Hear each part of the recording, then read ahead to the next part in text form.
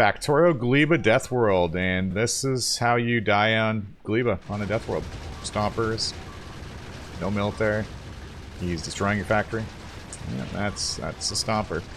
Played for 3 hours to die like that. No way to kill him. Round 2. Okay, the stomper is chasing me all the way into my factory, and that is a Gleba Factorial Stomper. He is going to destroy my entire factory. That was a fun run, well lasted. Welcome to Factorial Gleba Deathworld. Brought to you by Yams. Dead again.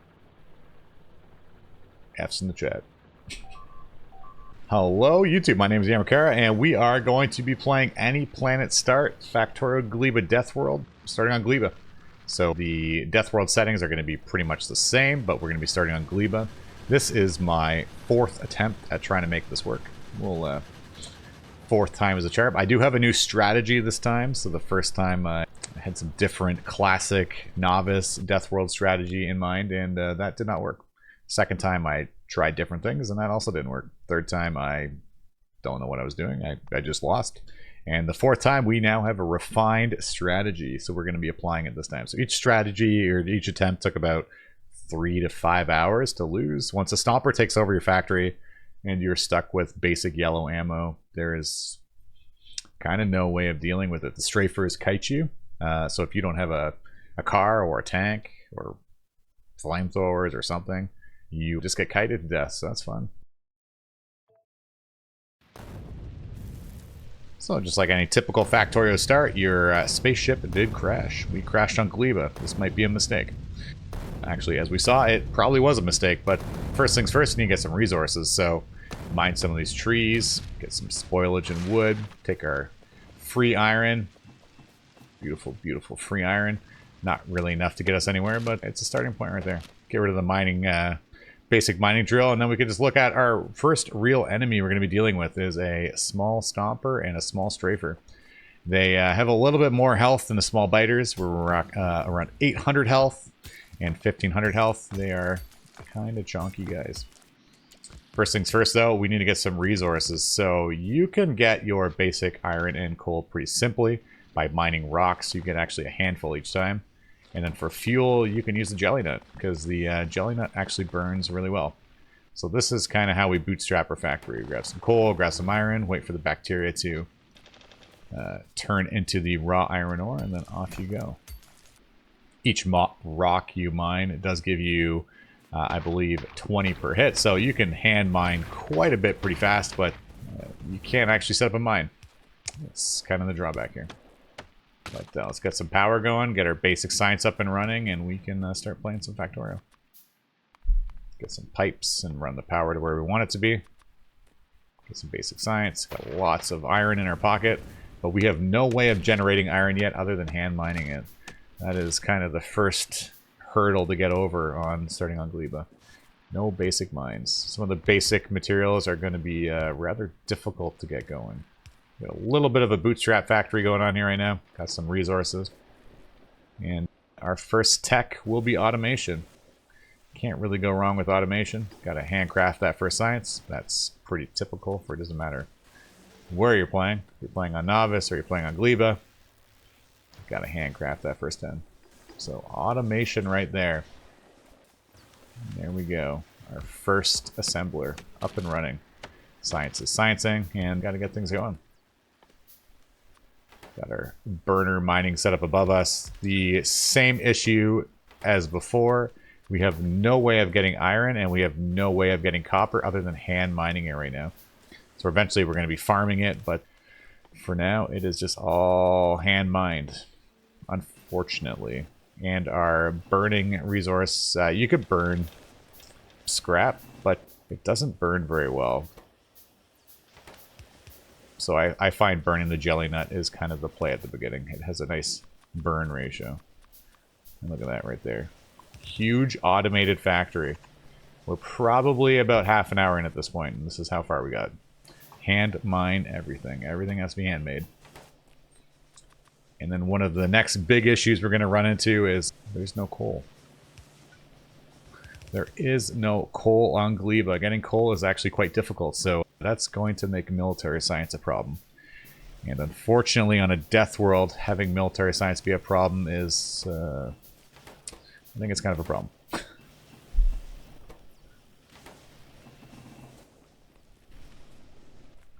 So we have our bootstrap setup still going on here because we have no mining setup. But we are set up to eventually automate here. So we have our furnaces. We did space them apart as you normally would to bring in your iron and copper. But we still have nothing automated here. Here we are burning the Yamuka. I believe it's called Yamuka. Let's call them yams. We'll call them yams for now. The red one, not the jelly nut. This is going to be our fuel as well. I don't want to use too much jelly nut because it's kind of a limited resource at the beginning as well. Because we're not turning it into seeds, we're just burning it straight up.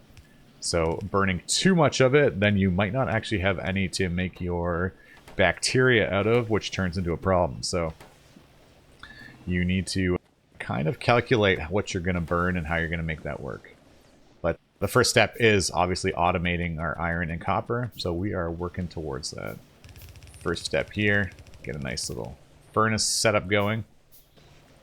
It's sort of automated. It's going to be hand fed, and then we will automate after that. Gotta start somewhere. When we played our other playthroughs, getting the basic farming setup up right away is nice, but the problem is that's how pollution is generated on Gleba. So your buildings don't generate pollution, it's the farming that generates pollution. So as soon as you automate your iron and your copper, then you're going to be attracting the stompers and the strafers. And I'm not sure how many people have dealt with the stompers and the strafers, but killing them with just yellow ammo is not really feasible. The stomper will probably just step on you and you'll instantly die, and even if you set up a whole bunch of gun turrets, you're going to take some serious casualties. So we are still stuck hand mining everything. Hand mining everything until we can get this up and running. So basic automation here. We have a little bit of bootstrap set up and get some belts going, because you do need belts for everything. And even if we get the farming up and running, we still need belts. So we're starting to make it look like it's almost automated, but it's not quite. Still, the back end of the ore automation is not there. We'll get there eventually. Gotta start somewhere. Gotta start somewhere. So we're getting close to science. We'll get green science up and running shortly as well. Once we get green science up and running, we are able to progress a little bit faster. Just the death world, typically when you play a normal novice death world, you can rush oil. Oil will be a saving factor. I did actually try that on my first ever Gleba Deathworld, and then I realized there's no oil. So you're probably not going to get away with flamethrowers when there's no oil, because there's no way to get oil on Gleba. So you can get rocket fuel, you can get the oil byproducts, but you can't make oil. I guess you could do coal liquefaction, maybe, but you still need to bootstrap it. So I don't think there's any way of getting oil without actually leaving Gleba. So the oil flamethrower strategy was kind of out the window. So the next strategy pushes into, how are we going to deal with our stompers and strafers? And Gleba does push you one way, and that's to rockets. So we are going to try to rush rockets. That is the only way to kind of survive at the beginning. You need to rush the rockets. So this whole factory right now is still bootstrapped. We are still hand mining all our iron and copper. When you go on a trip, you can do a whole inventory at a time. It's not too horrible because you mine big batches of it at once. Each rock you hit gives you, I believe, 30 per hit. So you can fill your inventory up pretty fast. You are still hand mining it all the way up until this point. So we still do not have any automation, but we are getting there. Still playing against the clock as well, because you are playing on a death world, and the biters are still evolving with or without your input and pollution. Time is still not your friend in the death world, but we are getting there. Bootstrap Factory 101. You're playing the long game on a Gleba Death World. Playing the long game, but we're still making pasta. Don't worry, I don't forget my roots here in Factorio. Probably other ways I could have weaved this around, but we gotta start that pasta. It's gotta start somewhere. Sweep it through. Run it over. Get some automation going. Boom. Beautiful. So we do have the green science automated as well right now. We are doing some things. Get some inserters going as well as soon. And we are doing good things. So now our red science is actually properly automated. Before it was kind of a bootstrap. We just hand feed stuff in. But now this is a proper automation. So we are getting there, but we still don't have raw iron, and we still don't have raw copper being fed in. And we most certainly do not have coal. Because coal will be a problem for later. As some people might be wondering, how are you going to get military science on Gleba if you don't have coal? Well, you can get coal, it's just, it's a problem. It's a problem for later, but for now we'll get the military, we'll get the green, and figure out what we want to do next. There's really not a huge rush to get military, your basic military. You just need to get your base up and running. That's the first rush, because you're not going to get attacked by the basic biters, and you're not going to get attacked by the basic strafers or stompers, and if you are, well, you're probably lost anyways. So you need to play a little bit faster and not have a stomper run into your base at the very beginning, because that will be very bad. Stompers are kind of a problem. But as you can see, the whole factory is still hand-fed, which is not really ideal. Get rid of this science in my pocket, because every science is precious. And feed it in properly like that. So we got the red on the one side and the green on the other. So proper belt manipulation. Probably could have just done it like that the whole time, but here we are. So now we do have the red and green science automated on Gleba, so we're doing kind of okay. Got a little bit of a factory going on here. It's not huge, not great, but it's a bootstrap factory. Very bootstrap, considering we still have no input. No real input of iron and copper. But we're getting there, getting warmer. I believe that's next on the menu is to get this up and running, and here we go. So this is going to be getting us our jelly nut, I believe. The first, and I believe that'll get us the iron ore. Then the other one will get us the copper, but you need to probably start with iron because the iron is most demanding. For those who watched me a lot when I played on Twitch, I was pretty anti-landfill, and cliff explosives, but good luck doing that in the swamps of Gleba. You can look at the map. Map mode's typically a little easier to see where you can and can't build, because it's kind of hard to see where the water of the swamp is and where it isn't, but yeah. There's landfill for that. And some boom trees to blow up your base, just to make everything damaged for no reason. Kind of love it. Try and farm them before you build next to it, but you can't win them all. And then the other issue on Gleba is power. So we are going to queue up solar shortly here. But the current problem with power is we are eating our farmed resources. And the problem with burning the jelly nut or the yams, we're going to call it yams, is you don't get seeds back when you burn it. So if you burn it and you burn too much of it, you don't get seeds back, and now it turns into not a replenishing resource. So you can actually kind of game over yourself by burning too much of it. So we'll make the furnaces burn it because furnaces need to burn something, but you want to start pushing towards solar power or some alternate power source so you can power the factory, because burning all of your jelly nut is actually a problem. And once you crank up resource production in your factory, then you'll definitely start to notice that you're going to run out of jelly nut.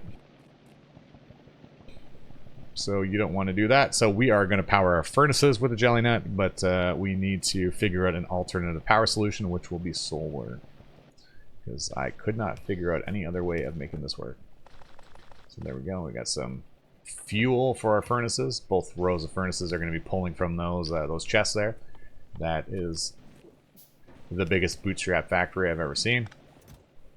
And then we can do the same thing for our furnaces with our iron ore, because we are still hand mining it, unfortunately. Getting closer to refining our bacteria, but we're not quite there yet. Didn't have to pick up those other belts. We could have just kind of worked that into there, but there we go. So now we do have iron kind of automated. Kind of automated. And we got some small wigglers. The small wrigglers are going to be from these chests here, and that's what you need for biolabs. So we do need to kill a couple of them. Killing a couple of them will also force evolution, and the gun turrets is kind of the play. They use a lot more bullets than I thought. While they are not too hard to kill, they definitely eat a lot of ammo. So there we go. We got some seeds, or we got some eggs. Got a couple more in here. I think it's about 20 per nest, give or take. And then you randomly get a different amount of eggs back, it seems. It seems we get 1 to 3 eggs per nest you killed. So we have 2. That's not really enough. We probably need, I don't know, 6. 6 might be a good amount, but 2 will get us started anyways, and then we go from there. So we need to start actually automating this iron ore production. So a lot of people have a hard time with wrapping your head around getting the ore automated and the copper automated through the nutrients. Or through the biolabs into the nutrients and that whole setup. But it's kind of fun. I look at it as a big loop. It's kind of like a human body nervous system or something. And that's definitely not it. I'm not a biologist by any means. But you just make a kind of a big loop and make it feed into itself. So you have the nutrients go around, and then you have all the resources kind of feed around in a big loop, and then eventually they turn into spoilage, and you pull the spoilage off, and then boom, factorial magic happens.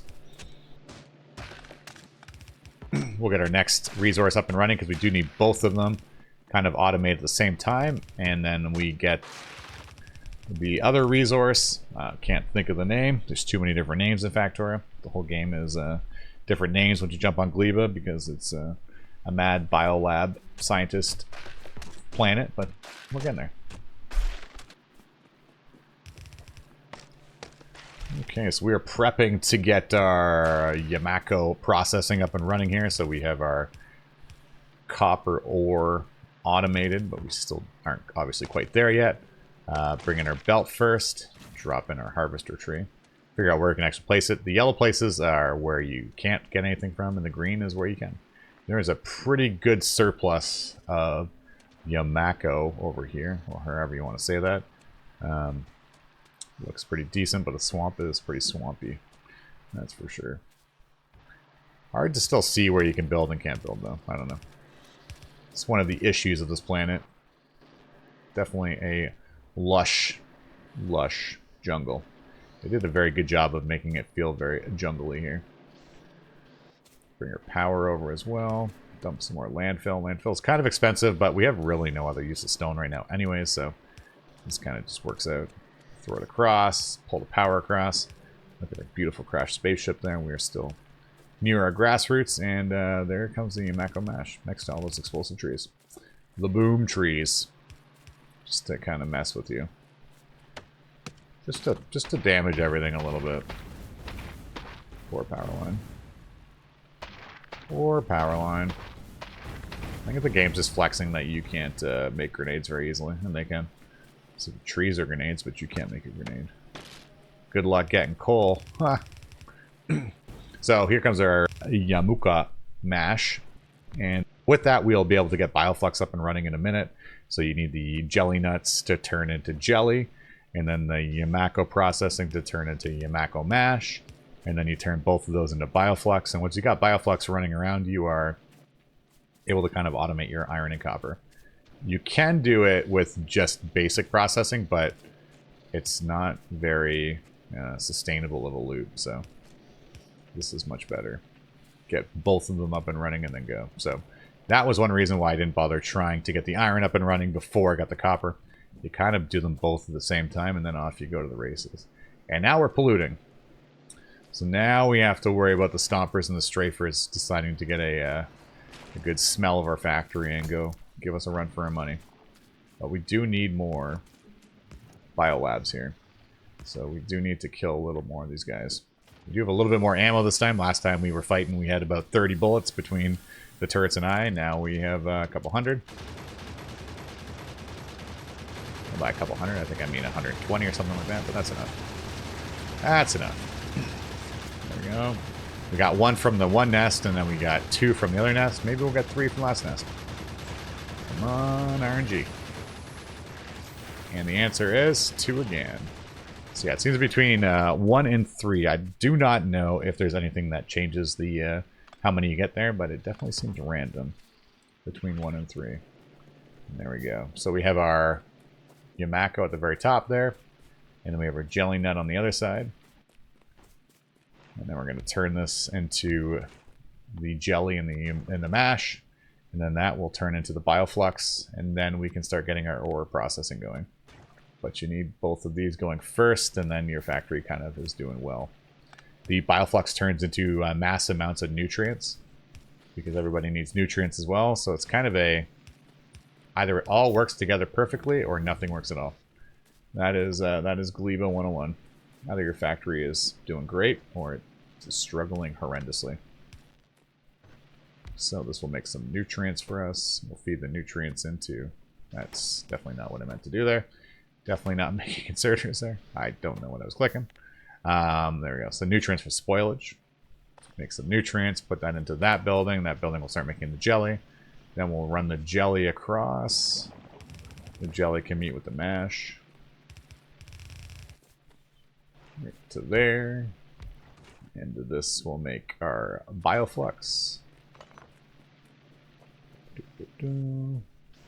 Faster inserters for you. Same thing. So both sides kind of set up the exact same way. Spoilage into one of them to kind of bootstrap or kickstart the whole thing if it kind of crashes. And there we go. We got our nutrients kicking around because we got our bioflux up and running. So we have the bioflux going into the nutrients. The nutrients are going around to all of the buildings to make the mash and the jelly. And now we are getting ready to make our raw ore. A little bit of a round and around and around we go. So this one here is going to turn into the bacteria. This will turn into iron bacteria, and then with the iron bacteria you can turn into an kind of a never-ending loop where one iron bacteria turns into 2 and then it loops back forever and ever and ever. So here we go. Iron bacteria cultivation. You just need the nutrients. The big issue with this is you end up having spoilage. So spoilage turns into the main problem here. So we're going to use some filters to dump the spoilage off. We're going to have a spoilage carousel. Eventually the spoilage will go one way. We're going to dump it into a chest, I think, at first, and we'll figure out what to do with it later. Shouldn't have too much spoilage here. So the iron is going into iron bacteria, and then the iron bacteria is going to go into a never-ending circle. Getting there, getting there. Okay, so now we got the iron bacteria turning into iron bacteria cultivation, which is making more than it is taking out, as long as it has the nutrients, but it also needs the bioflux as well. And that is your first circle going. So bioflux is nice because bioflux has a long spoilage time. So the jelly and the mash has a very quick spoilage time. I believe it's, I don't know, 10 minutes or something like that. Not very long. But the bioflux has about an hour. So bioflux can last a long time. The nutrients do not last long at all. And you kind of meet in the middle. So a lot of spoilage on that nutrients line. You can watch it kind of all expiring as we go. But it gets pulled off, and we need the spoilage later on anyways to make coal. So spoilage is not really a byproduct that we're too afraid of. We definitely need it. And our power is struggling, but I am super hesitant to add more coal burning. And by coal burning, I mean steam turbines. Because I start running out of resources. And running out of resources is kind of a problem at this point. So I need the iron more than I need the power. So the factory can kind of turn off until I get solar kicked up and running, but we need the power. So we are going to handcraft some solar panels. We'll automate them eventually, but there we go. We have our factory kind of automated. We have iron processing. We have copper processing. Copper in a minute here. Got some more bioflux going on. Yeah, the factory is kind of working. This right here, we're going to grab the seeds and the spoilage out of this until we eventually run the seeds back into the harvesters. But that'll take a minute. Tons of spoilage there. Spoilage does eventually kind of turn into a problem if you don't deal with it aggressively, but yeah, the nutrients line is complete spoilage. Looks like 80% spoilage and 20% nutrients, but that's okay. Gotta start somewhere. Gotta pull off the nutrients, I think, a little bit more aggressively. Not enough bioflux. And then it just turns into a big balancing act. Balancing is what I love about this this planet. It's a very interesting problem, and it makes for some very, very fun belt mechanics. So I see a lot of people when they do their Gleba playthroughs, they use bots, logistics bots. If you start on Gleba, you don't have bots. You're not going to have bots for a long time, so you need to run some belts. It's all about them belts. Belts everywhere. Belts for everyone. And there we go. Got some seeds in there. Again, the real issue here is going to be running out of seeds because you're burning too much. You don't want to farm like crazy either because you're pollution.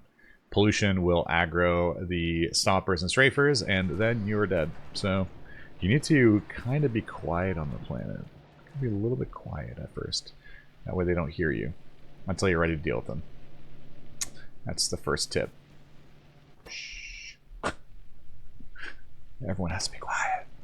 So we did add a couple more boilers, but because our power is not doing very well, we do have some solar panels up and running as well, but we're getting there. Slowly but surely. I can tell those boilers aren't working, and I'm okay with that. As long as the factory is still kind of doing stuff. It's kind of, not really. Looks like we're kind of hesitating. The bioflux loop, the processing loop over there for our bacteria is super struggling, but our power is a huge issue right now. I'm definitely running low on seeds. Low on seeds means I can't keep the loop going, and the whole factory is crashing. The big concern here is power, so we are going to keep placing panels and panels and panels. I don't have any accumulators yet, but that's a problem for another day. I can do some ghost placing, but that doesn't help either because I don't have bots. But makes me feel good about myself anyways. So 55 panels is generating not quite enough power, but it is thinking about having enough power. And we're having some serious farming problems right now. We're just not generating enough resources.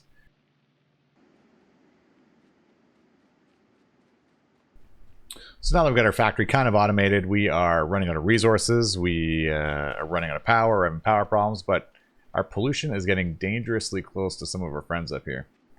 That's a problem. But if you enjoyed this episode and you want to watch us solve this problem, come back for episode 2. This is the Yama. Until next we meet, ciao for now.